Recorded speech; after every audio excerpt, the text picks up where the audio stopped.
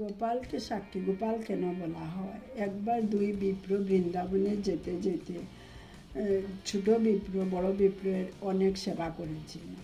তখন বড় বিপ্র তুষ্ট হয়ে ছোট বিপ্রকে বললেন, তোমার সেবায় আমি অনেক সন্তুষ্ট হয়েছি, আমি এবার বাড়িতে গিয়ে আমার কন্যা তোমাকে দান করব। তখন ছোট বিপ্র বলল, ঠিক আছে, গোপালকে সাক্ষী রেখে সেই কথাটি বলো। তখন গোপালকে সাক্ষী রেখে এই কথাটি বলেছিলেন।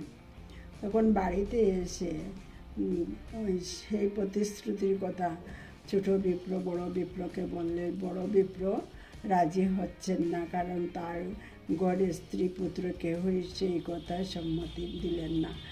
তখন ছোট বিপ্র বৃন্দাবনে গিয়ে গোপালকে এনে সাক্ষী দিয়েছিলেন। গোপাল সাক্ষী দিয়েছেন, হ্যাঁ, আমাকে সাক্ষী রেখে সেই কথাটা বড় বিপ্র দিয়েছিলেন।